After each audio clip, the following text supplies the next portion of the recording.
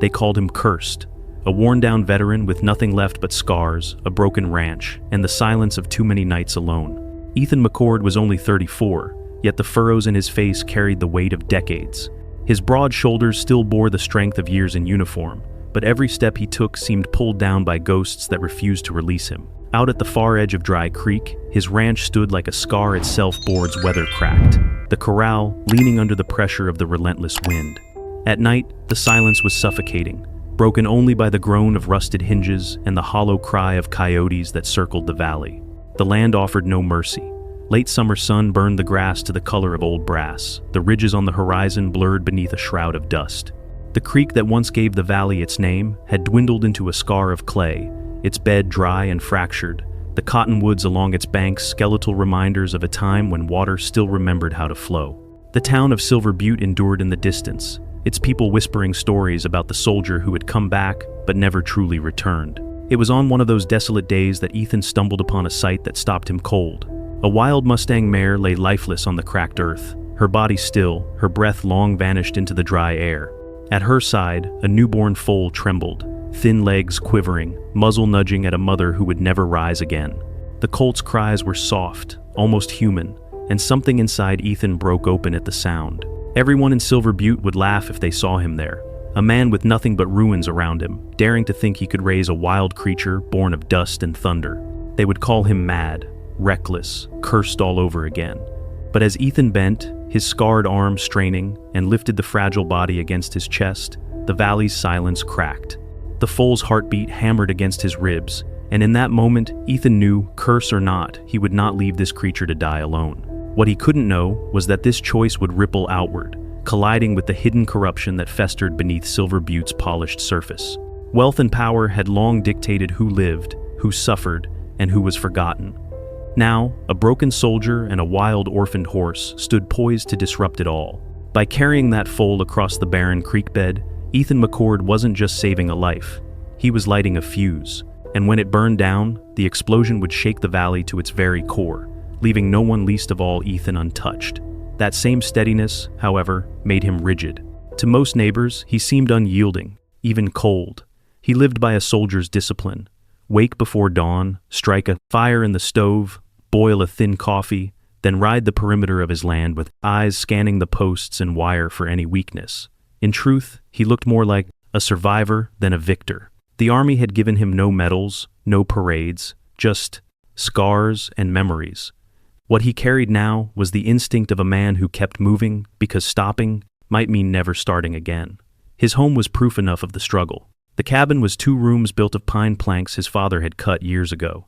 The roof sagged where storms had pried loose shingles, and when the rains did come, they leaked in narrow streams that left black trails across the rafters. Gaps between the boards let in the wind so that the house often whistled at night as if lamenting its own wear. The barn was worse. Its doors hung crooked, creaking like tired lungs, the interior empty, save for a few rusted tools and a pile of brittle harness straps. The smell of old hay clung to the beams, though there had been no strong horse there for seasons. Beyond the barn stretched a pasture more dirt than grass, dotted with patches of wiry weeds and thistles. Ethan kept a handful of cattle ribs showing beneath their hides, moving slow and resentful across the barren ground. They were a reminder of what the place had once promised: a chance at livelihood, maybe even prosperity. Now they stood as symbols of decline. Yet Ethan refused to abandon it. The house, the barn, the scraggly herd, they were the last outpost of his father's will, and Ethan clung to them with the same grim determination he had clung to life on the battlefield. 5 years had passed since his father, Thomas McCord, died in the very bed that still stood against the cabin wall. Thomas had been a hard but fair man, known across the territory as someone who kept his word and offered a hand even when he had little to spare. He left behind respect, but also debt more than the land could bear. Banks remembered numbers better than they remembered kindness. Above the stone fireplace, Ethan kept his father's old Winchester rifle. The brass still shone where he polished it, though the stock was worn smooth from years of use. Ethan rarely fired it, anymore except to bring down a deer in lean months. To him, the rifle was not a givered tool, but a reminder of the man who had carved this homestead from wilderness and of the weight he had passed on to his son. Ethan's loyalty to his father's memory bound him as tightly as chains. He could not walk away from the debt without dishonoring the name Thomas McCord had carried with pride. And so he stayed, patching fences, selling cattle, at a loss, fighting a war against erosion, drought, and his own solitude. Love for his father mingled with a bitterness that often burned in his chest. It was inheritance not of land, but of burden and silver. But the nearest town lay 7 miles to the east. 250 souls called it home ranchers, miners, drifters who had stopped long enough to plant roots. The town was small enough that everyone knew one another's business, yet large enough that rumors thrived like weeds. There was the general store run by Maybelle Cook, whose laugh could carry across Main Street the forge of Jonas. Reed, a blacksmith with arms like hammers and a knowledge of horses deeper than most doctors had of men. In Street, Mary's, the little wooden church where Father O'Connor tried to save both souls and harvests in the same sermons. Ethan rode in once or twice a month to buy flour, coffee, and nails. He spoke, little nodded to those who greeted him, and kept his eyes on the ground. People respected him because he had worn the uniform and carried scars, but they also kept their distance. He was the man who lived alone at Dry Creek, the one who never lingered in the saloon, who drank coffee instead of whiskey and rode home before nightfall. Children, emboldened by curiosity, sometimes whispered after him, "Thune of, there goes the old war man." They giggled and scattered when he turned his head. Ethan pretended not to hear, but sometimes the words stung sharper than a whip. Silver, but citizens thought of him as a man out of place, not entirely one of them, not entirely apart. He was tolerated, even nodded to in respect, but he remained on the fringe of their circles, a veteran who had returned with nothing but dead scars and silence. That evening, as the sun sank low and painted the ridges in molten copper, Ethan sat on his porch with a tin cup of coffee cooling in his hands. The cattle shuffled somewhere in the pasture bells, clanking dully. The wind carried dust across the yard and rattled the broken latch of the barn. He stared out across Dry Creek into a valley that seemed to mirror his own life, once promising, now dry and half forgotten, yet still clung to with a stubbornness that defied reason. The silence pressed against him until it felt like another weight. For Ethan McCord, the war had never truly ended. It had simply shifted battlefields from the plains of Wyoming to the barren soil of Montana, from enemy warriors to bank ledgers, from bullets to loneliness. His world was pared down to what could be carried in callous hands: a cup of thin coffee, a failing herd, a rifle on the wall, and a duty that would not let him go. The morning began, as they always did in Dry Creek. Ethan McCord stepped out of his cabin just as the first light broke over the ridges, the sky painted in pale bands of rose and gold. The Winchester rested in the crook of his shoulder, not for hunting, but for habit, the old companion he carried whenever he rode the edges of his land. He swung into the saddle of his worn bay, gelling, and set off toward the creek bed, and the place where the boundary fences sagged in water, when there was any, trickled sluggishly across the stones. The prairie looked stripped bare grass, wiry and gray as rope. He studied the ground as he rode his eye, catching the marks of hooves, wild horses, judging by their scatter and depth. A fresh band had passed not more than a day before. Mustang sign. Normally, that sight stirred a brief admiration in him. They were survivors untamed as the land itself. But this morning, the air felt different. The wind came sharp and dry, carrying with it a metallic tang he didn't to recognize. Above, a knot of black crows circled lazily, their cries harsh in the silence. Ethan shifted in the saddle unease, crawling up his spine. He followed the hoof prints down to the creek bed and reined in sharply when he saw it. A mare lay sprawled near the bank, her body twisted in a way that spoke of violence. Her hide was torn along flank. Deep claw marks ran across her rib cage. Blood had dried in dark, streaks across her shoulder and clumped in her mane. Her eyes were still open, staring glassy at nothing, the lashes matted with dust and sweat. The air was still saved for the soft drip of water from a rock ledge. Even the crows had gone silent, as if the scene had driven the life from the land itself. Ethan swung down and crouched near the carcass fingers, tracing the gouges. Not wolves, too deep, too broad. Puma, he thought. Maybe two. Whatever it was, the fight had been brutal. The mare must have stood her ground until she fell. The earth was churned, in with the marks of her hooves. She had fought hard for something. He followed the line of her body, and that was when he saw it.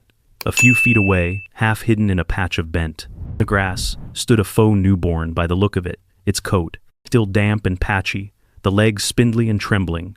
The little creature nosed blindly at the air, gave a pitiful whicker, and pressed against the still body of its mother. It sought milk, but found only cold flesh. The foe staggered its legs, unable to hold steady, and for a moment it seemed it would collapse where it stood. Ethan's breath caught. It was so small, so fragile that a stiff breeze might break it. Left alone, the buzzards would have their pick within hours. Or worse, the cougar might return to finish what it had started. He froze, caught between instinct and caution. The soldier in him, the practical man, knew better than to interfere. "Leave it," the voice inside him urged. "It's wild dangerous if it grows. You can't afford to feed yourself, let alone another mouth." But the foe lifted its head, and in its eyes, dark liquid. And aching with confusion, Ethan saw something that hollowed him out. He saw the same emptiness that had once filled his own soul when the bugles fell silent, and the war was done, when comrades were buried. And he had been left standing dazed and directionless. That look of lostness had lived in him, and now it looked back at him through the gaze of this orphaned Mustang. His father's voice came unbidden, as clear as if the man stood beside him. "Wild horses aren't meant for corral, son. Try to break one and it'll break you instead.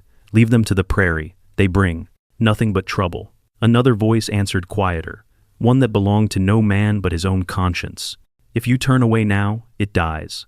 Just another body for the coyotes to tear." He looked at the foe again, swaying on its narrow legs. He thought of the ledger of debt stacked against him, of the half-empty bin of oats in the barn, of the loneliness in his house, that not even the old rifle on the mantel could fill. To bring this creature home would be madness. Yet in the stillness of the creek bed, he recognized something he had not felt in years, a stirring of need, not his own, but something outside himself that asked for mercy. The decision landed heavy final. He knew it was foolish. He also knew he would do it anyway. He shrugged off his heavy coat, knelt beside the foe. The animal flinched, but did not bolt, too weak to flee. Ethan wrapped the coat around the shivering body, tucking it tight as if he were swaddling a child. He slid his arms beneath its chest and hind quarters and lifted. The foe was lighter than he expected, yet every muscle in its body trembled violently.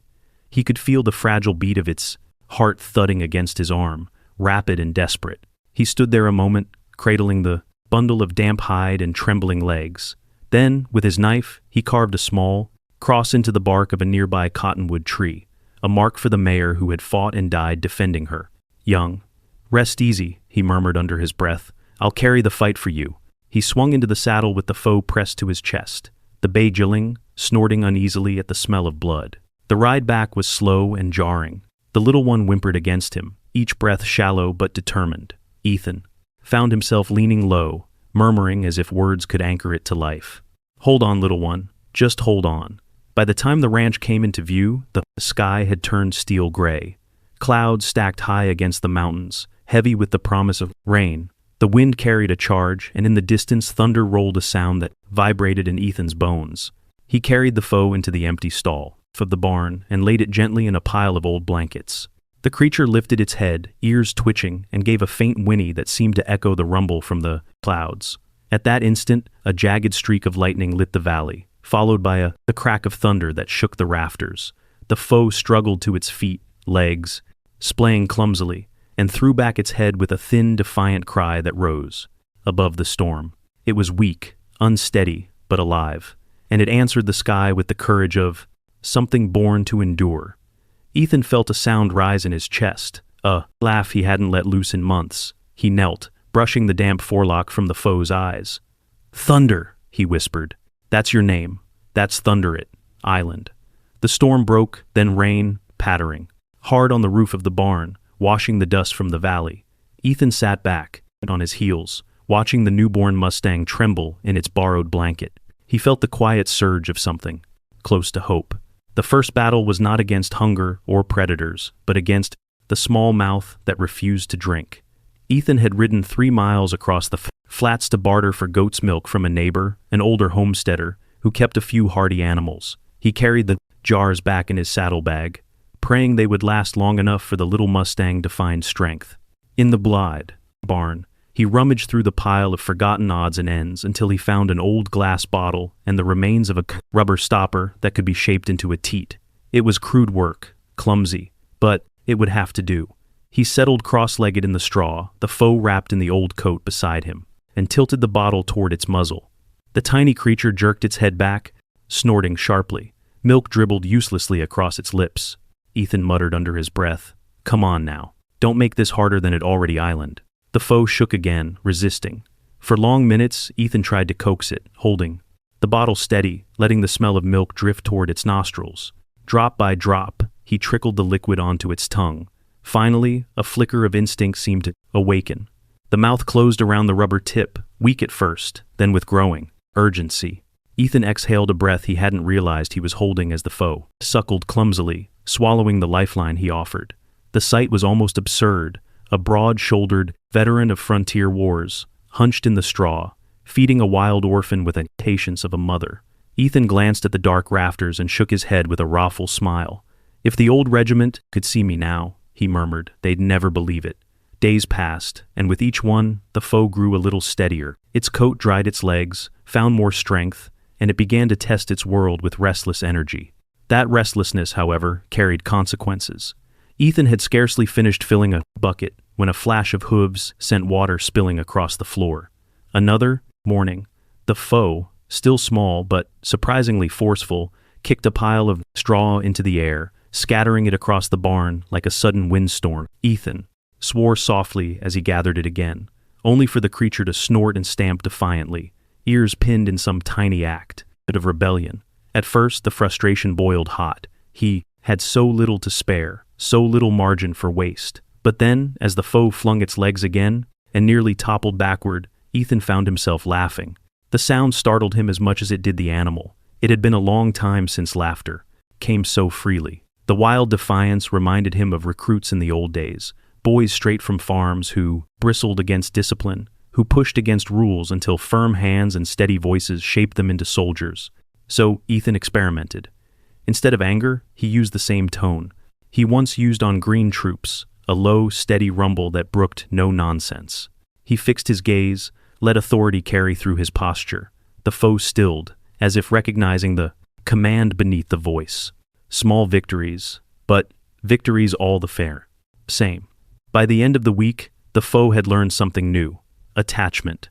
Whenever Ethan left the stall, small hooves scrambled after him. If he carried a pail of water to the yard, and the foe followed unsteady but determined legs, splaying awkwardly, body tumbling forward.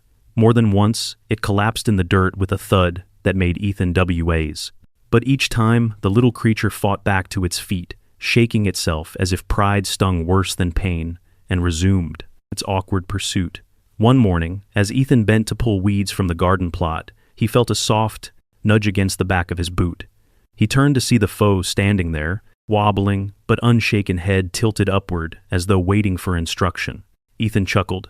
"You're nothing but a tail soldier, always on my heels," he said, reaching down to rub its damp forelock.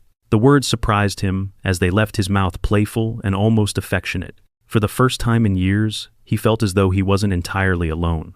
Before the foe, his mornings had been mechanical, rise light. The stove drink coffee, black and thin patrol. The fences returned to a silence that never eased. Work had been duty, and duty had been survival, nothing more. Now the rhythm shifted. He woke not for himself, but because a small, insistent life depended on him. The foe greeted dawn with hungry cries, demanding milk before Ethan even managed to pull on his boots. He found himself hurrying to meet its needs, muttering complaints, even as he smiled at the absurdity of it. And then, between chores, he began to talk. At first, just a few words, commands, encouragements, the occasional curse. But as days stretched into weeks, the words grew into sentences and sentences into stories. He told the foe about the big battles of Wyoming, about nights when the cold sank into his bones, about men who never came back from patrol. He spoke of his father, of the debt he still owed, of the bitter pride of holding land that barely gave enough to live. The foe listened in its way, ears twitching, head tilting, dark eyes fixed upon him with a focus that felt uncannily like comprehension. Ethan knew it was foolish to imagine it understood. Yet, when he spoke, the loneliness lifted. The cabin felt less empty. The barn, once a hollow shell, now hummed with breath and movement. One evening, as twilight bled across the valley, Ethan sat on the porch with the foe curled in the straw near his boots. He realized he was no longer speaking to silence. For the first time since his father's death, since the war, he felt his voice had an audience. Not a man, not a comrade, but a companion nonetheless. The ranch had not changed. Fences still sagged, cattle still dwindled, debt still pressed heavy, but Ethan himself had shifted. The emptiness inside had made room for something small but vital.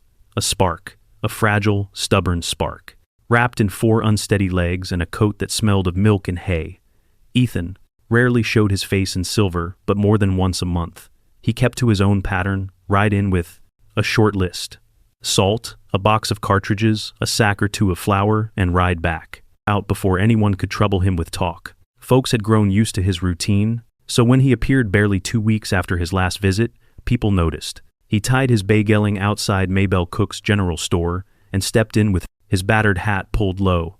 Maybelle herself looked up from the counter, her spectacles perched on her nose. She was used to Ethan buying the bare minimum, so when he asked for several jars of goats, milk, and of all things, a feeding bottle, her brows climbed. "That's a lot of milk for one man," she said, tilting her head.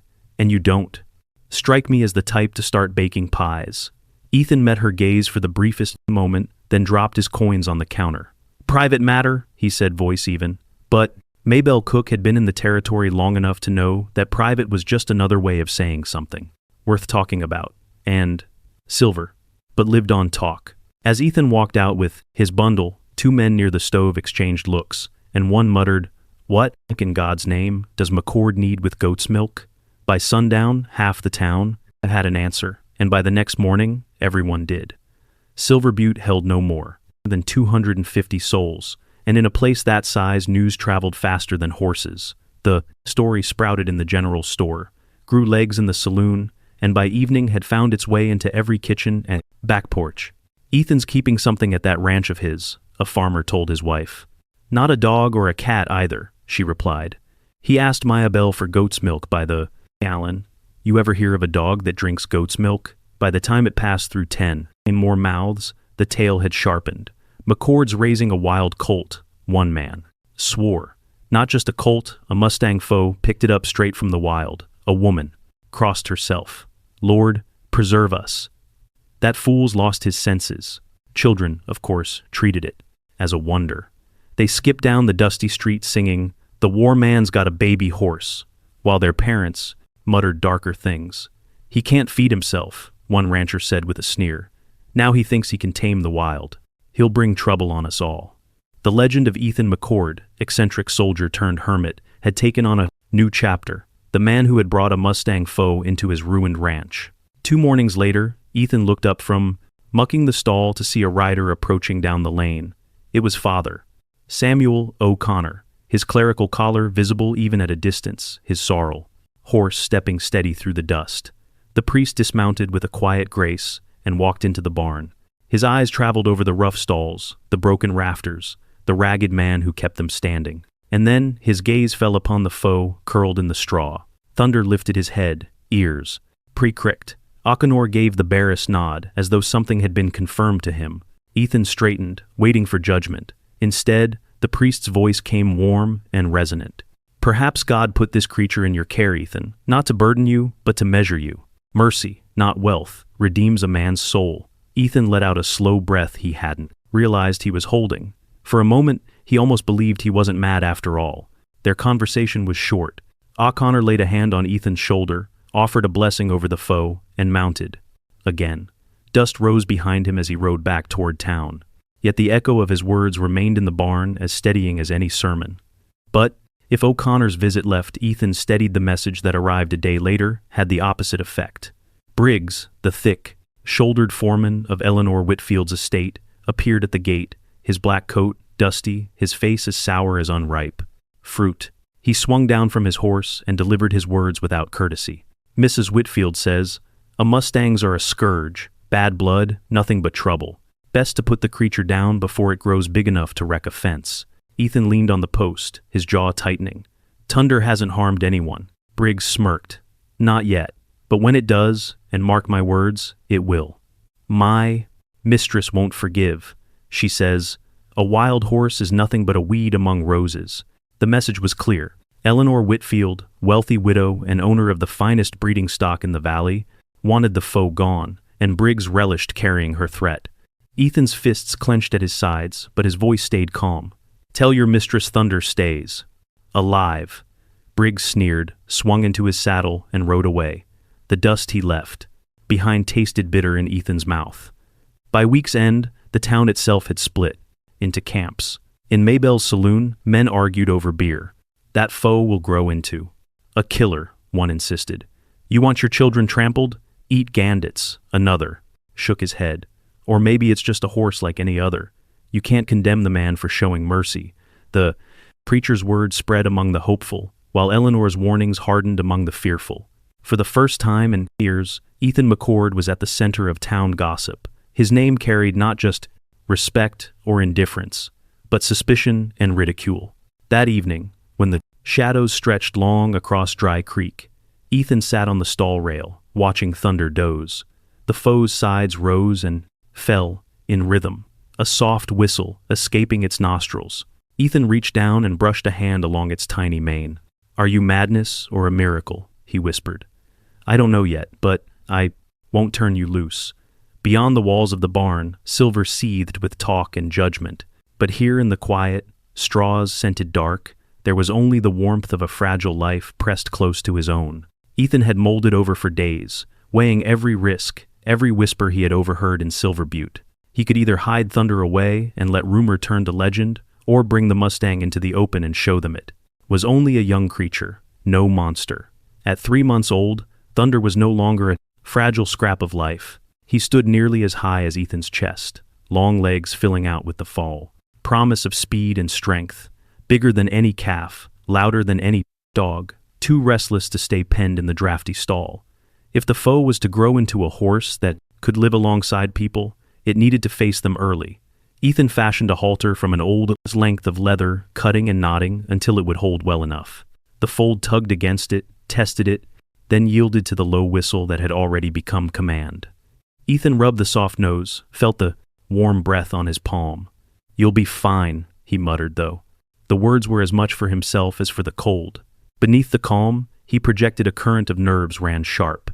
Silver Butte's main street stretched no more than a few hundred yards from end to end. A wide strip of packed dirt, lined with plank sidewalks and false front buildings. On the north stood Maybell Cook's General Store, its windows stacked with jars of penny candy and bolts of calico. Across from it rose Jonas Reed's forge, the ring of hammer on iron echoing, steady as a church bell. Beyond the white clapboard of Street Mary's, chapel gleamed in the morning sun, its bell tower catching the light. At the center sat the marshal's office, 2 cells in back, and a heavy oak desk in front, where law was more often negotiated than written. On that morning, the street was alive in its quiet frontier way.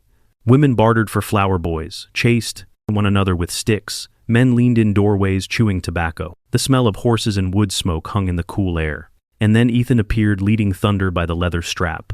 The foe's dark coat shone in the sun, its mane still short and rough, its steps uncertain but proud. Heads turned at once, conversation faltered, a murmur swept the street like a prairie wind. Lord above, it's true, he's got the wild thing on a rope. Children pointed wide-eyed, adults whispered, some with awe, more with suspicion. The Mustang foe had been the talk of the town for weeks, and now here it was, flesh and blood, following the war's guard rancher like a loyal dog. For a few minutes, all went well. Thunder walked close ears, flicking nostrils, quivering at new scents.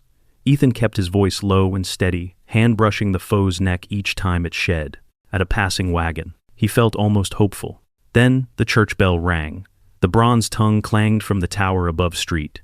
Mary's, sudden and loud. Thunder startled as if shot. The rope slid through Ethan's fingers before he could tighten his grip. With a sharp whinny, the foe bolted forward, long legs striking the ground in panicked rhythm. Shouts erupted. People scattered. Thunder veered across the street just as a little boy darted from between 2 wagons, chasing a hoop. For 1 breathless second, child and Mustang met in the dust. The boy's mother screamed and lunged, dragging her son backward by the collar. Hooves struck the ground inches away, throwing up clouds of dirt. Thunder, confused and terrified, reared high, front legs slashing air. Townsfolk dove for cover. One man stumbled into a water trough. Another cursed as his hat was trampled underfoot. In that handful of seconds, the scene dissolved into chaos. Guns flashed in hands. Women shrieked. The child wailed in his mother's arms, and above it all rang the wild, high-pitched cry of the foe, more fear than fury. Eleanor Whitfield stood on the boardwalk outside Maybell's, her black dress stark against the morning. Sunday. She raised her voice sharp as a lash. "I warned you," she cried. "It's dangerous. Kill it before it kills a child." Her foreman Briggs, hulking and eager, already had his revolver half drawn. Others shouted in agreement, voices merging into a chorus of panic. "Shoot it. Put the beast down." The crowd's fear swelled like a storm, ready to break. With the pull of a trigger, Ethan moved. Calm in the middle of the uproar, he strode forward, hand outstretched. The foe's spun eyes, white nostrils flared. He caught the leather strap, felt it burn against his palm, and held fast. "Easy, boy," he murmured low and steady. The words were less sound than rhythm. A memory of command, drilled into him years ago on battlefields where chaos reigned. Thunder trembled, hooves pawing the dirt. But when Ethan raised 2 fingers to his lips and whistled the familiar note, the colt froze.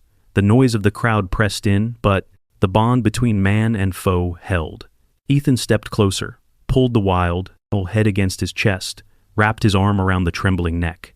To the townsfolk, it looked as though he were embracing a predator. But thunder sagged into him, breathing, hard, frightened, but not fighting. He turned, then, facing the crowd, his voice carrying clear.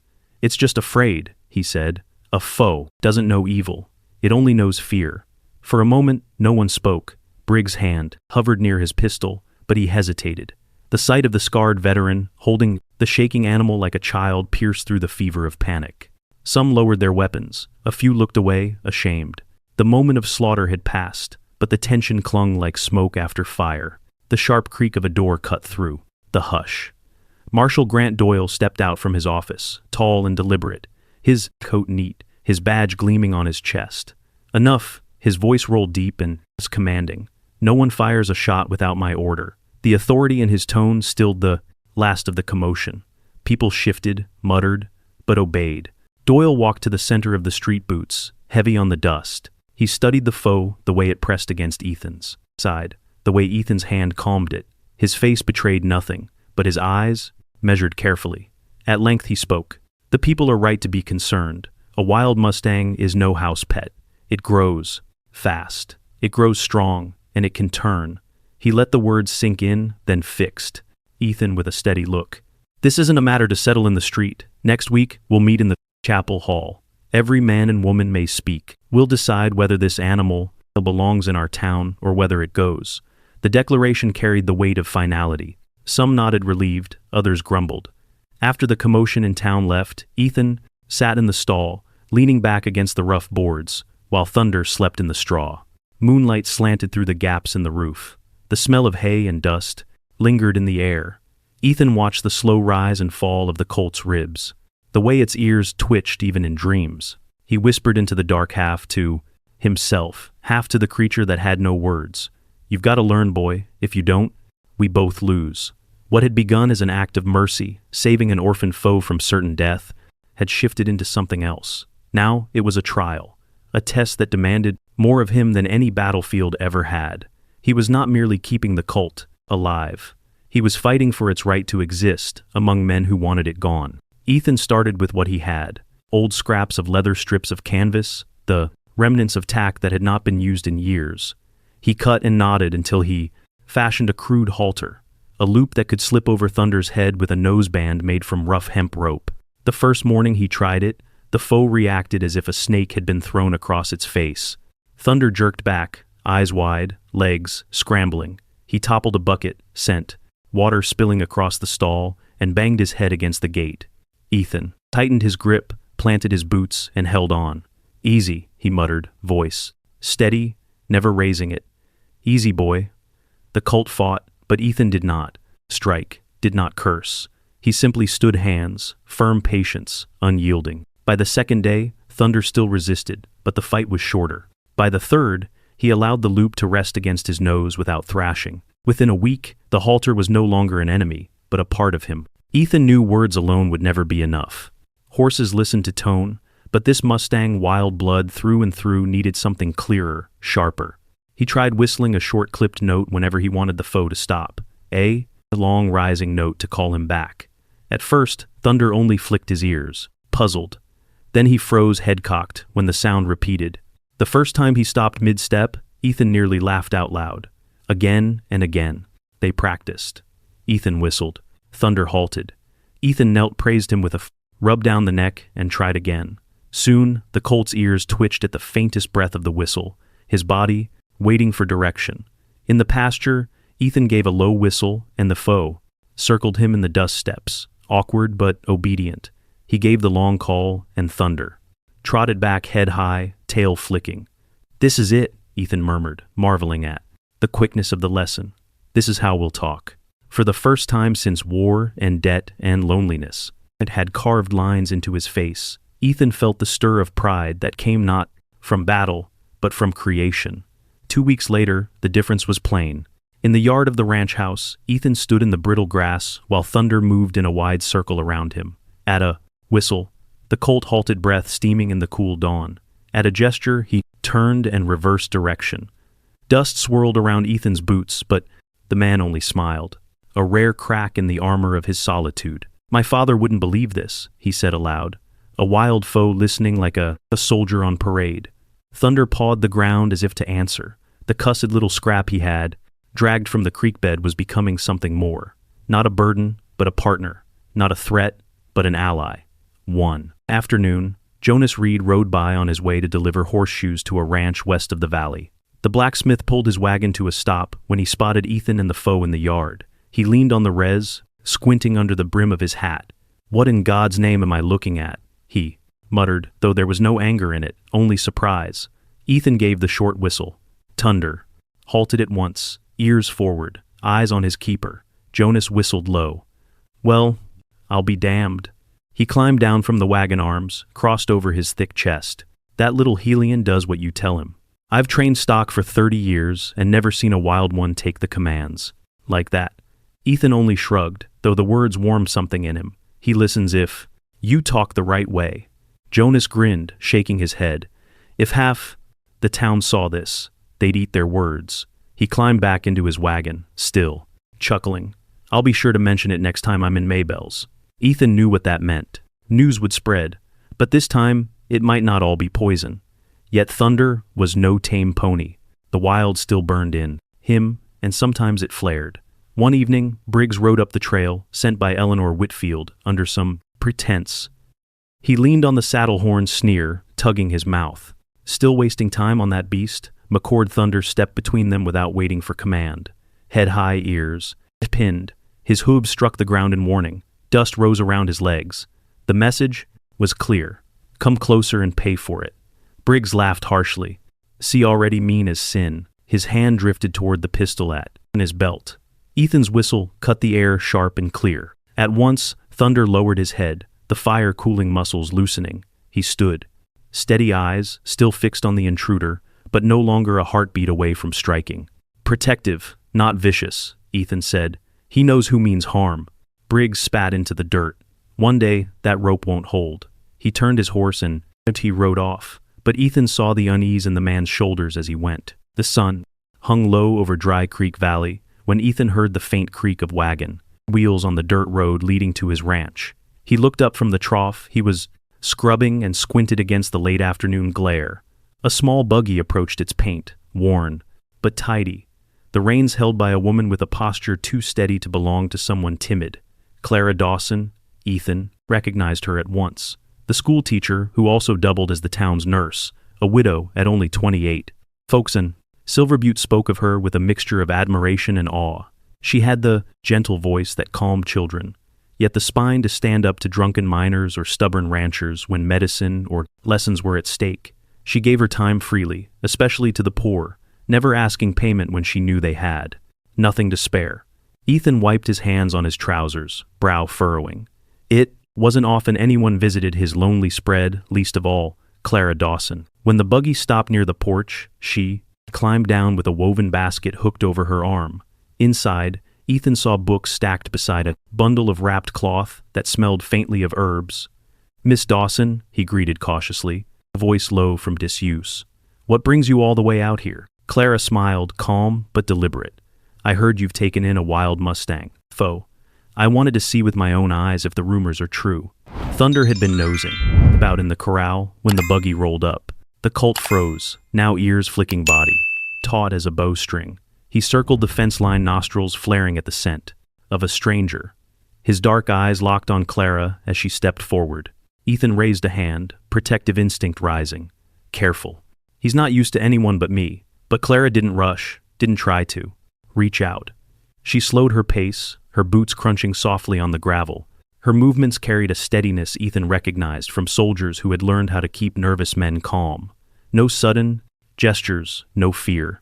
Thunder's head lowered slightly. He snorted, pawed the dirt, then edged closer. Clara extended a hand, palm open, fingers relaxed. To Ethan's astonishment, the foe stepped forward and touched his soft muzzle to her skin. Ethan blinked. "Well, I'll be—" Thunder had resisted nearly every stranger who dared to approach even Jonas Reed, and Jonas had grown up around horses his whole life. Yet, here he was, reaching for Clara without a hint of defiance. Clara stroked the colt's nose gently, her eyes owl-light with quiet memory. "My grandmother once raised a wild horse," she said, her voice soft but sure. "She always told me a Mustang boos its head only for someone it trusts. And once it chooses, that bond lasts a lifetime." She glanced toward Ethan, her gaze steady. "Thunder has already chosen you. That isn't chance, Mr. McCord. He sees something in you that the rest of us might overlook." Ethan shifted, uncomfortable under her directness. He wasn't used to people speaking of trust, much less in connection with him. For years, he had believed himself too broken, too burdened to inspire loyalty in anyone, man or beast. He rubbed the back of his neck, unsure what to say. "I never thought I was worth that kind of faith," he admitted at last. Clara only smiled. "Sometimes we don't get to decide what we're worth. Others see it first." From her basket, Clara drew out a simple strip of braided leather. The weave was neat but unadorned, crafted with patient hands. "I make these for my pupils," she explained. "They treat it as a game, but I tell them, it can be a charm, a reminder of luck and protection. I think Thunder deserves one." Ethan hesitated, then took it. The leather felt warm from her touch, supple, yet strong. With careful fingers, he slipped it over the foe's neck. Thunder lifted his head, ears prick-cricked as if sensing the gesture carried meaning. Sunlight caught the braid, a faint gleam, against his dark coat. For Ethan, the sight was almost ceremonial, an unspoken, a sign that this orphan colt belonged, that someone besides himself acknowledged its place. "He wears it well." Clara said, a softness in her tone. Later, they sat on the porch, the colt dozing in the corral, the valley bathed in amber light. For, at once, Ethan did not sit alone. Clara folded her hands in her lap. "Tell me something, Mr. McCord. Why take on the burden of raising him? You could have walked away?" Ethan stared at the horizon for a long moment before answering. "Because I know what it feels like to be left behind, to fight and come back to nothing. If I'd abandoned him there by that stream, it would have been like abandoning myself." Clara regarded him with a kind of gentle conviction. "Then maybe you haven't just saved him. Maybe he's saving you." Her words landed heavier than she knew. Ethan's chest tightened, but it wasn't the weight of pain. It was something warmer, rarer, a recognition that perhaps he wasn't entirely alone in the world. The conversation meandered after that about the town, her students, the stubbornness of ranch folk, but underneath it all was a quiet ease Ethan had not felt in years. She didn't judge him, didn't mock his choices, didn't call him foolish. She sat, listened, and spoke with a kind of faith that felt like shelter. When the sun dipped low, Ethan realized, with a start, that he was smiling. Shadows stretched across the yard as Clara gathered her basket and walked back toward her buggy. Thunder, awakened by her movements, trailed after her a few steps, as if reluctant to see her go. Ethan caught the rope and drew him back. "Seems he's taken a liking to you," he said, a half grin tugging at his face. Clara glanced over her shoulder, her expression unreadable but kind. "Don't be mistaken. It isn't me he's testing. It's you. Hold on to that trust, Ethan. Don't let it slip." With that, she climbed into the buggy, gave a flick of the reins, and rolled down the dirt track. Ethan stood there a long while, thunder at his side, watching the wagon fade into the glow of the sunset. For the first time in years, the ranch didn't feel entirely empty. The air carried warmth that wasn't from the fading sun, but from something new, something fragile and steady. A bond, not just with a colt, but with a human ally who might just believe in him more than he believed in himself. A week had passed since Thunder's near disaster on Main Street.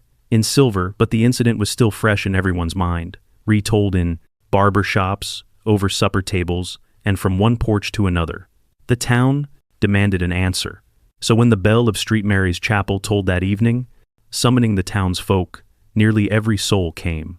The wooden church glowed with lamplight, its benches creaking under the weight of 100 bodies. Murmurs rippled through the air, carrying the nervous energy of a courtroom. Every scrape of boot or cough sounded too loud.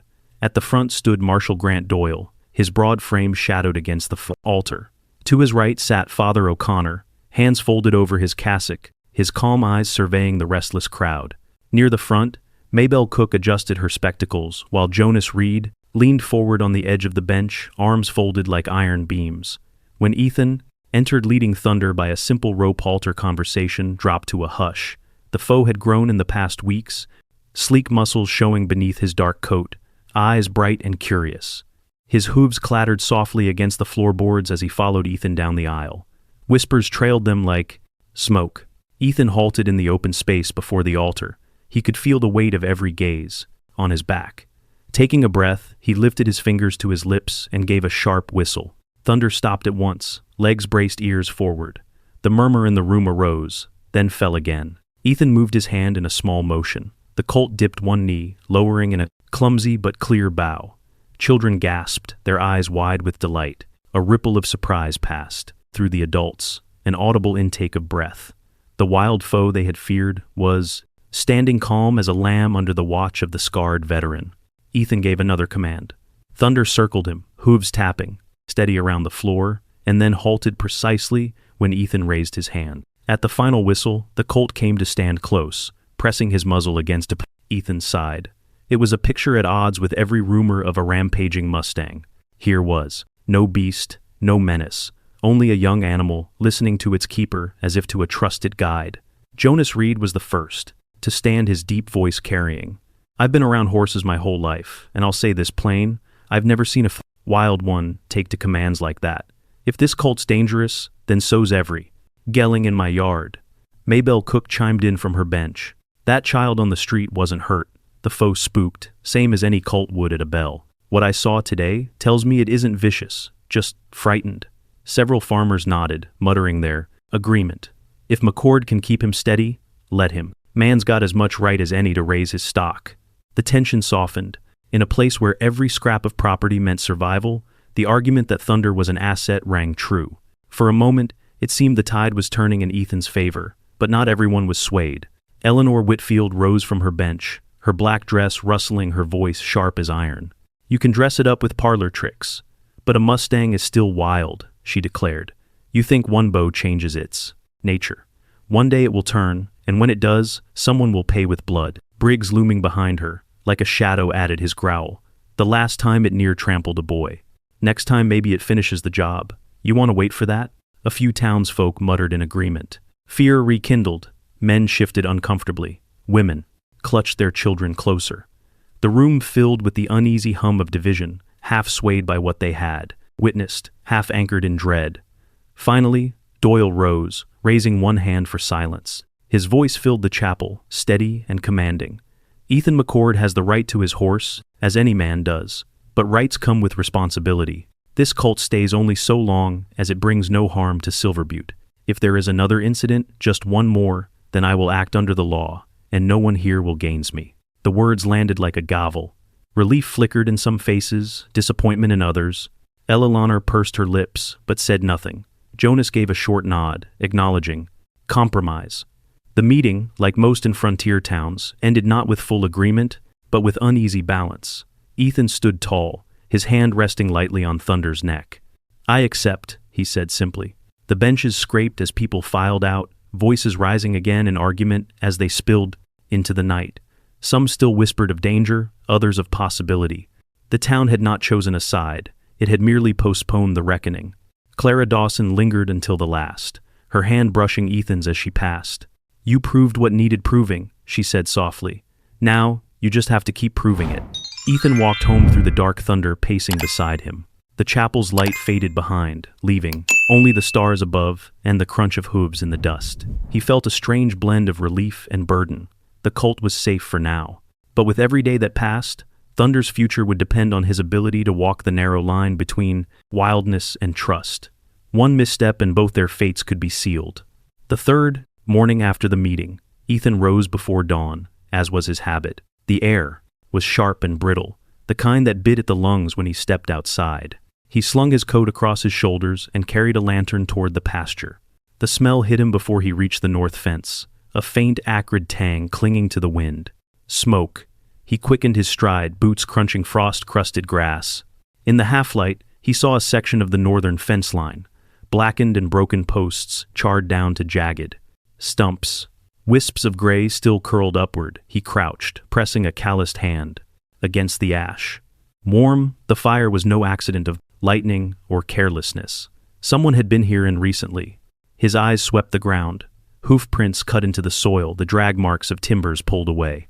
Clear signs bold as signatures left for him to find. Whoever had done this wanted him to know. It was deliberate. The burned stretch of fence sat exactly on the boundary with Eleanor Whitfield's spread. Beyond it lay her broad fields, fat with grazing cattle. Ethan's own herd, thin and ragged things, had clustered near the gap, lowing nervously. A few were already pressing toward the back opening, tempted by the greener grass across the line. His stomach nodded. If they crossed, Eleanor would have every reason to accuse him of trespass. She could demand restitution, drag him before Doyle's desk, and see him fined into ruin. One fire had the power to collapse what little he still held. "Not today," Ethan muttered. He gave a sharp whistle. Thunder, grazing near the barn, lifted his head at once and trotted toward him. Together, they moved along the line, Ethan waving his arms, shouting, Thunder running at the edges of the herd with surprising authority. The colt threw up his head and let out a piercing whinny that echoed off the hills. The cattle balked, wheeled, and turned back toward safer ground. Dust and smoke swirled together as man and foe drove them away from the ruined fence. When the last cow was secured, Ethan leaned against a blackened post, chest heaving. Thunder stood close sides, quivering nostrils flared with the thrill of command. In that moment, Ethan saw not just a frightened foe, but a creature born to guard. By noon, riders approached in a line of 3. Marshal, Grant, Doyle, at the lead, Briggs looming beside him, and Carter, the county land clerk, trailing with his ledger strapped across the tang saddle. They reined up by the burned fence. Doyle removed his hat with a practiced show of courtesy. "Heard you had some trouble out this way," he said smoothly. "Thought we'd best take a look." Briggs leaned in his saddle, smirk, curling his lip. "Fence fire, cattle near, crossing. Looks like someone's making mischief. Could be the man himself burned his own fence to stir pity." Ethan stiffened. "You think I'm fool enough to destroy my own land?" Briggs shrugged, but the satisfaction in his eyes said the accusation had already served its purpose. Meanwhile, Carter had opened his ledger, scratching notes with deliberate care. If stock had crossed into Whitfield, property damages would have been assessed. "Keep your animals behind your line, McCord." His tone was clipped, bureaucratic, as if the ruin before them was no more than numbers in a column. Not one of them so much as suggested sabotage. Their silence on that point was its own admission. Ethan's anger surged, but he forced it down. Losing control now would only give them leverage. He drew himself to his full height, eyes locked on Doyle. "You can see the embers are fresh," he said evenly. "No man sets fire to his own pasture." Doyle's expression never shifted. "The law doesn't deal in feelings, McCord. What matters is what happens next. Keep your herd on your side or you'll answer for it." The word struck like a lash, not a judgment, but a warning. This wasn't investigation. It was message. Ethan felt the old fire in his blood, the same that rose in the heat of battle, but he swallowed it down. Rage would solve nothing. Still, the weight of their intent was clear. Eleanor and Doyle had chosen their method, legal pressure, wrapped in threats. They would use the law not to protect, but to crush. Briggs nudged his acre, hoarse, closer eyes gleaming with malice. "Careful, McCord." That pet of yours might not always be here to scare off trouble. Thunder stepped forward before Ethan could move. The colt's man bristled hooves, striking the ground in warning. His gaze burned, unblinking a sentinel, daring the man to come nearer. Briggs's grin faltered. He shifted in the saddle, pulling back. On the reiness. What's this? Thinks he's a soldier's guard dog. His laugh was forced brittle. Ethan gave a sharp whistle.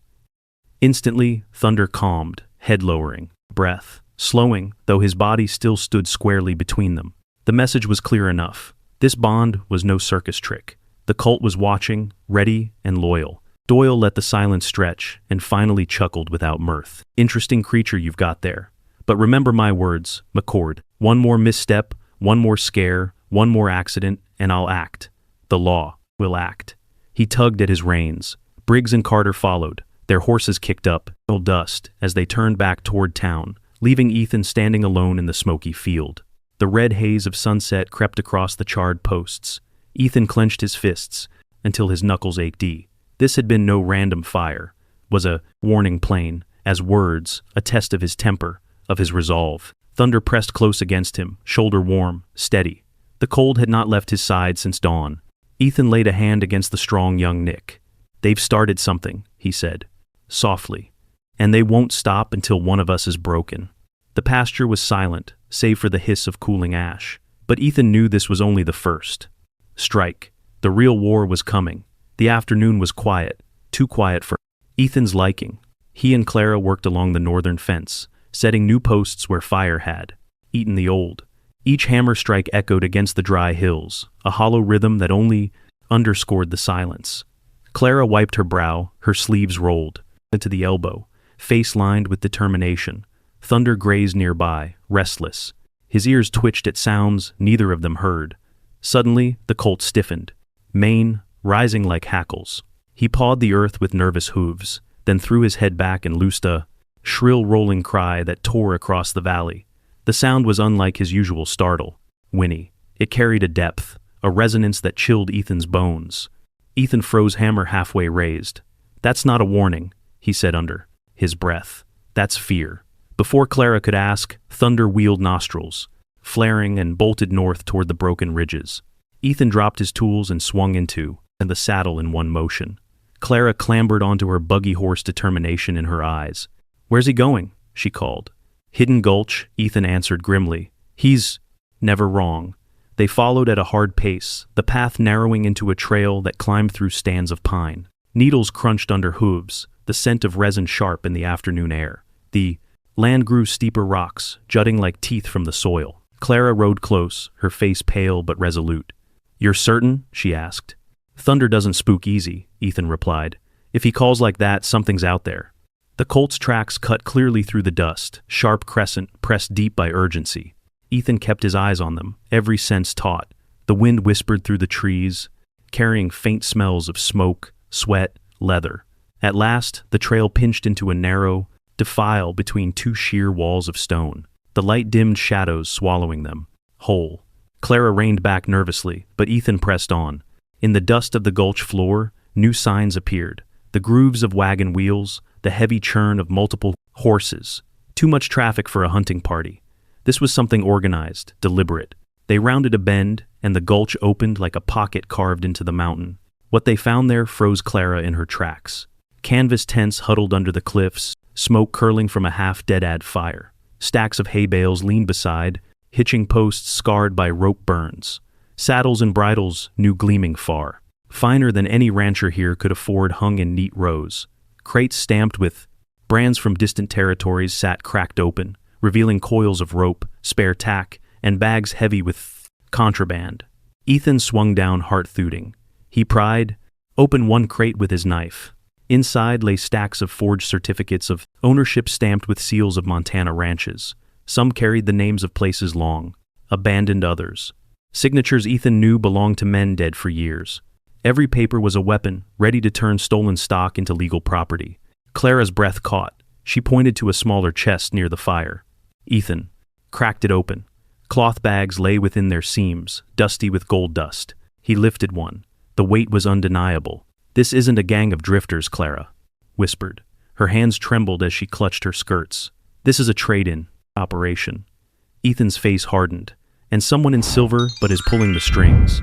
Thunder, restless. Nose toward a trunk, shoved against the rock wall. He shoved it with his head until the latch snapped. The lid banged open, spilling its contents across the dirt-spare revolvers, a roll of maps, and a strip of tooled leather. Ethan picked it up. His eyes caught, the initials burned deep into the hide. GD, his jaw clenched. Grant Doyle. Clara recoiled as though the letters themselves were venom. The Marshal Ethan's grip tightened until the leather creaked. It was him all along. Lawman by day, smuggler by night. His voice shook with fury. Clara's face drained of color. Ethan, if he even suspects, we know he'll come for us. For you, for me, for Thunder. Ethan tucked the leather under his coat, eyes blazing. For years he had distrusted Doyle's smooth authority, but suspicion was one thing, proof another. Now the truth lay in his hand, undeniable and damning. They searched the camp further. Forged papers lay in stacks, some stamped with Doyle's own notary seal. Ledgers recorded transactions with initials coded names. Shipments routed through the Gulch. Gold dust paid off, silence bought loyalty, lined pockets. Ethan crouched, staring at the evidence. This isn't just Doyle. He's got men with him. Maybe Carter, maybe others. Too organized, too bold for one man. He looked at Clara, voice low, but resolute. I lost brothers to war, lost my father to debt. I won't lose this valley to liars who wear the badge to cover their theft. Not while I breathe. Clara shook her head, fear plain. If you bring this to him directly, he'll twist it. Just like the fire, he'll claim you forged it, planted it. People already doubt you. Ethan's gaze steadied hard as the stone around them. Then we don't bring it to him. We bring it to the federal marshals. They're the only ones he can't buy or bully. Clara hesitated, then nodded. It's the only way. The sun had barely begun to dip when word spread like wildfire through silver, but a sheet of paper was nailed to the door, hour of the marshal's office, its bold letters drawing a crowd that grew by the minute. The telegram, stamped and official-looking, carried damning words. Ethan McCord identified as the leader of an organized horse smuggling operation. Arrest immediately and hold for federal custody. Murmurs rose into shouts. Some gasped, some nodded knowingly as though their suspicions had been confirmed. In a town starved for gossip, nothing. Fed faster than accusation. I told you, Eleanor Whitfield said, from her seat in the shade of Maybelle's porch, her lips curling into a smile of satisfaction. That man and his wild beast were nothing but trouble. Marshal Grant Doyle stepped from his office, brow furrowed, figning shock.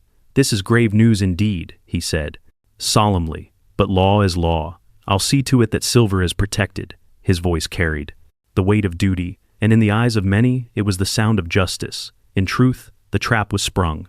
Clara Dawson had gone into town that same afternoon to deliver medicine to one of her students' families.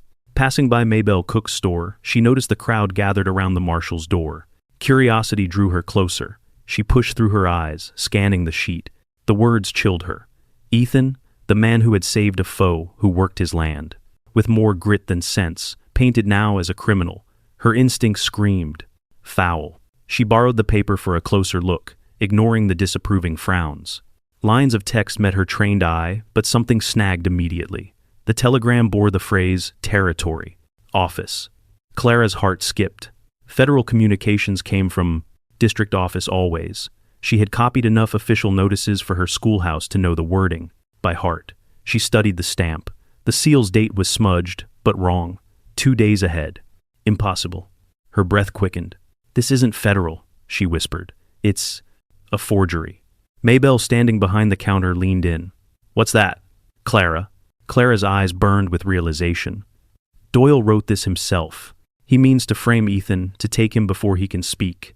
Maybelle's face palled, but she lowered her voice. Careful, child. Saying such a thing could get you silenced. Doyle's not a man to cross lightly. But Clara already knew she had no choice. She burst from the store and ran for her horse skirts flying.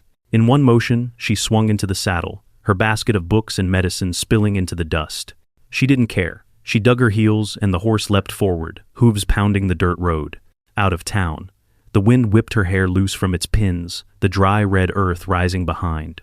On her in clouds. Each jolt of the saddle rattled her bones, but she bent low, urging more. Speed. Her grandmother's words echoed in her mind. When truth stares you in the face, silence is as much a sin as a lie. Clara's heart pounded with the rhythm of whose Doyle reached Ethan first. The outcome would not be arrest. It would be a razor. Evidence-buried lives cut short. She clung to the reins, whispering under her breath, "Hold on, Ethan, hold on." At the ranch, Ethan was setting new posts where the fence had burned. Sweat ran down his temples as he lifted the mallet again and again, his muscles working like pistons. Thunder grazed near the barn tail, flicking ears, twitching at every sound. The colt suddenly stiffened, struck the ground with his hooves, and gave a sharp whinny. Ethan paused, sensing the shift. Thunder always knew. Moments later, Clara came into view. Her horse leathered, her figure bent with urgency. She nearly slid from the saddle. Before it stopped, stumbling forward, breath ragged. "Ethan," she cried. "It's Doyle. He's behind everything. He's coming for you."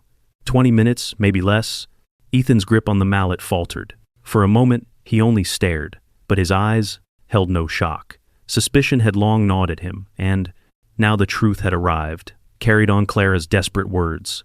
He set the mallet down and reached instinctively for the Winchester leaning by the fence, his jaw clenched, his gaze steeled. Clara caught her breath, her words tumbling out.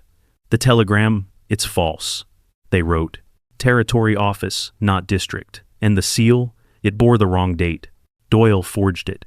He means to brand you, the smuggler bury you and the evidence. With you." Ethan's face was carved from stone. He stared toward the horizon as if he could already see Doyle riding. "Then it isn't just me he wants," he said, voice low. "He wants to snuff out Hidden Gulch before anyone learns." Clara gripped his arm, fear and urgency in her eyes. "We have to run. Take the papers, the gold, dust, whatever you can carry. Ride for the federal marshal before he can close his fist." Ethan shook his head slowly. "If I run, Clara, I'll be the outlaw they already say I am. Doyle will twist it. He'll turn the whole town against me, and by the time I find the feds, he'll have buried every scrap of proof." The tension between them snapped taut as a drawn bowering. Clara's voice broke with pleading. "Then what? Stand and let him take you." Ethan's gaze never wavered. "No, I stand and face him. Whatever comes, it'll be here on my ground. If Doyle wants a fight, he'll get it, but he won't take me quietly." Ethan moved deliberately, as though each step anchored him to the ground he had sworn to defend.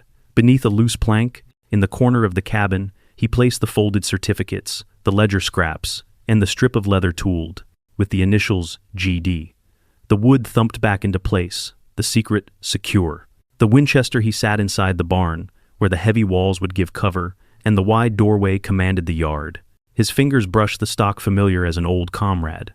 He slung a small, brass whistle on a cord around his neck. It would carry farther than his voice, and Thunder knew its every pitch.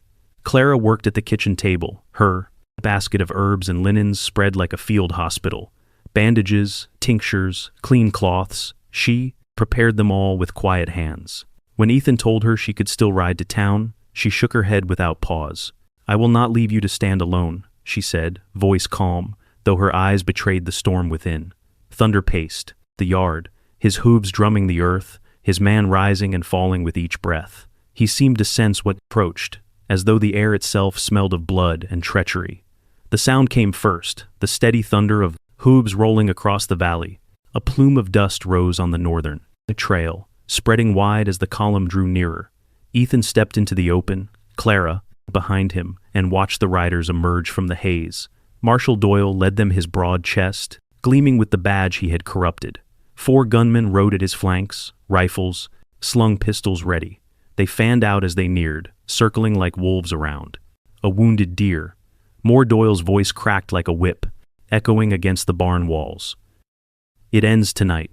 The land, the stock, that cursed Mustang. They'll all be mine. Come out or you'll be dragged out." Clara's hand tightened on Ethan's sleeve. "He'll kill you." Ethan's jaw set, his eyes never leaving the riders.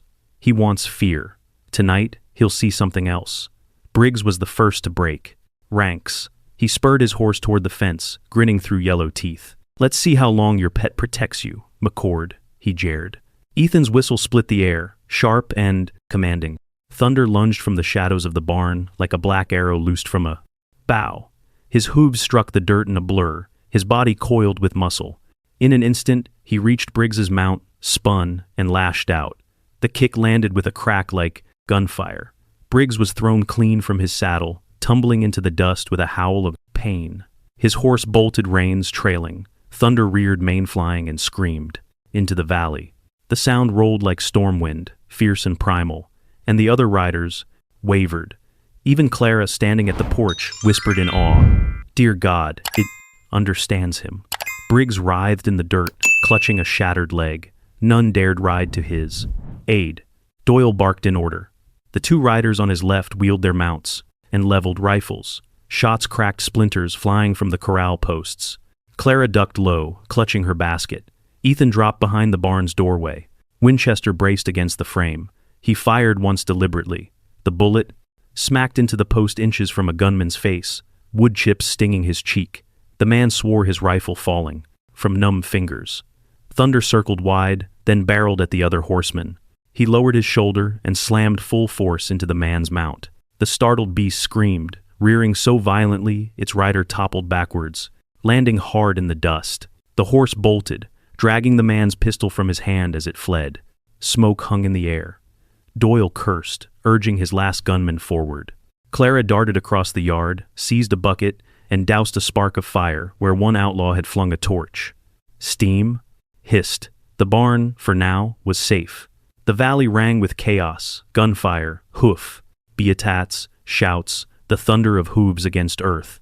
Yet amid the storm, Ethan and Thunder moved as one man and colt, soldier and sentinel. Doyle rode closer, his revolver gleaming in lamplight. His voice was ragged with fury. "You think a stray and a broken soldier can defy me? I am the law in silver, but—" Ethan stepped from cover, rifle leveled. "You're nothing but a thief wearing a badge." The two men locked eyes, years of tension condensed into a single instant. Doyle raised his pistol. Ethan's shot cracked first. The bullet struck true, smashing the revolver from Doyle's grip. It spun away, burying itself in the plot-arator dirt.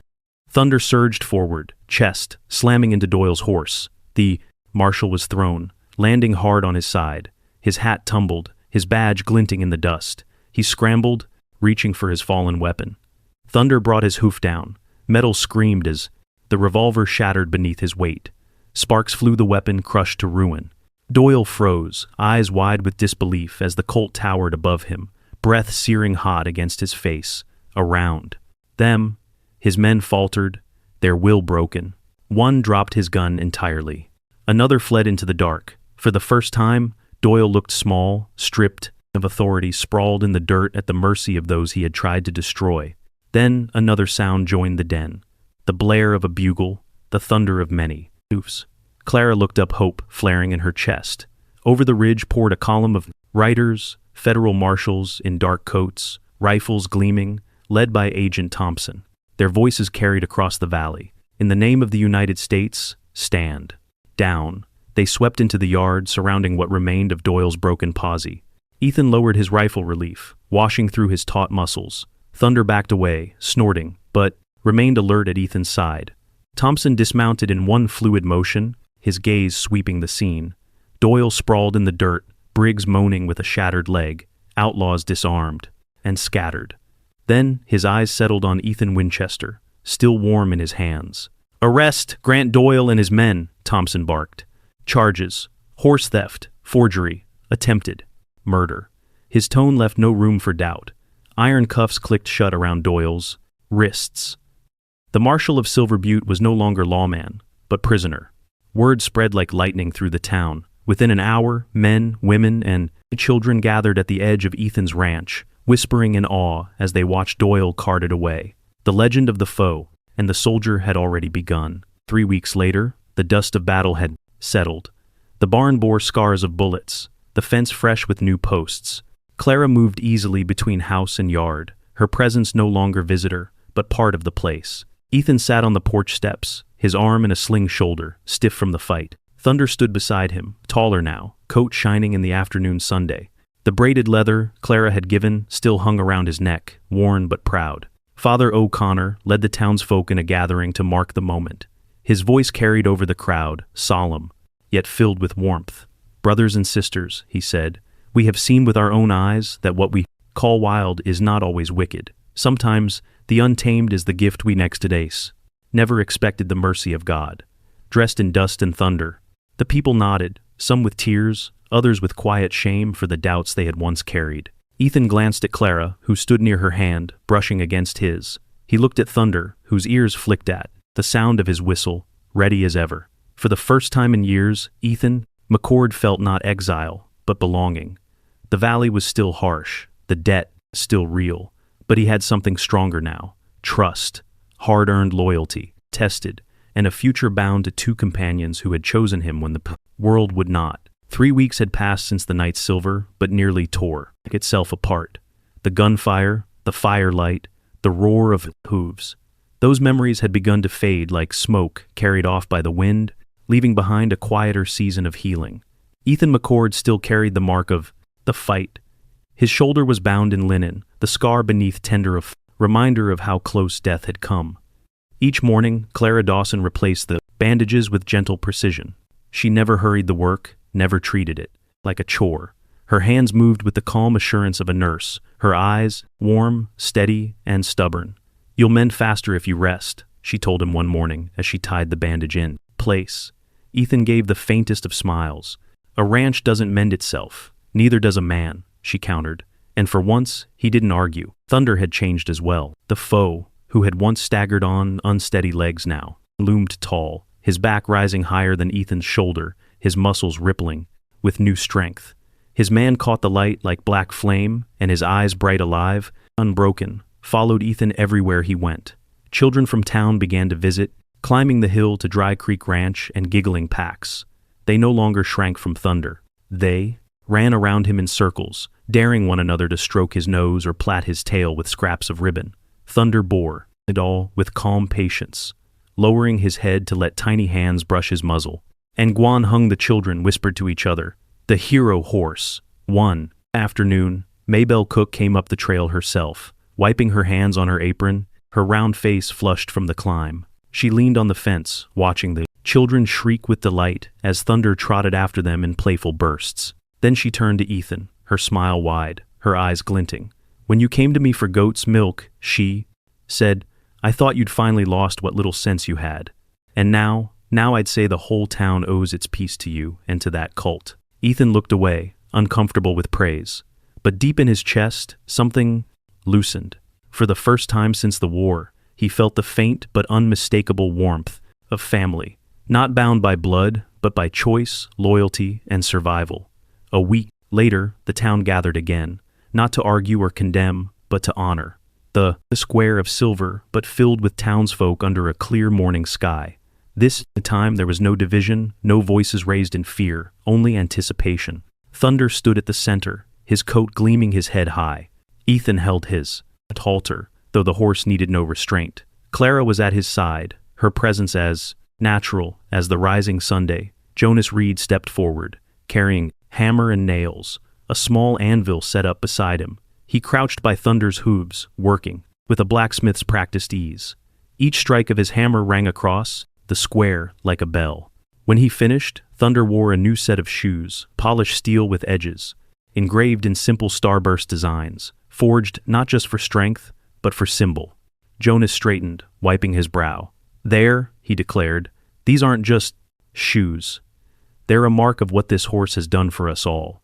He's no longer just a Mustang. He's our silver bees." Applause rose, hesitant at first, then swelling until it filled the square. Children clapped hardest of all, their voices rising in cheers.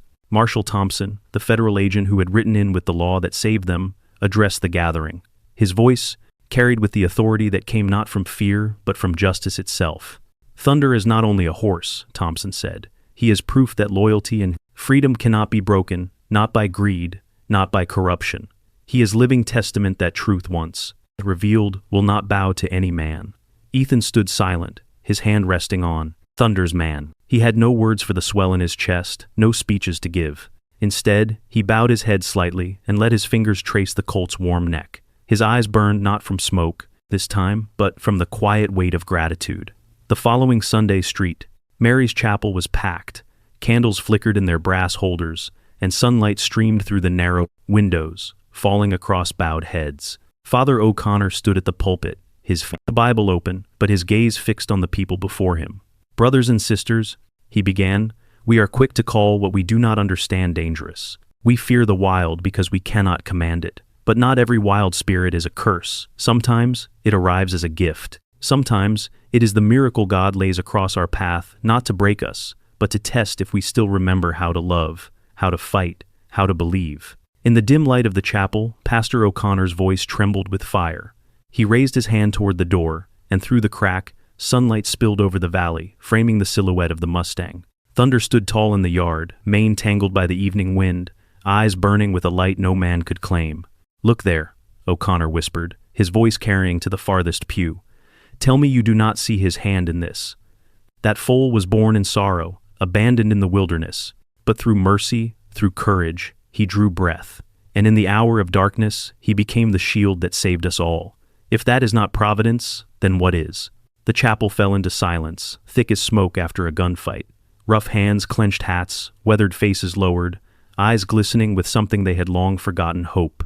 For the first time in living memory, Silver Butte shared a symbol not of fear, not of corruption, but of faith. As the sun sank, drenching the valley in a bleeding red glow, Ethan stood on the porch of his battered ranch.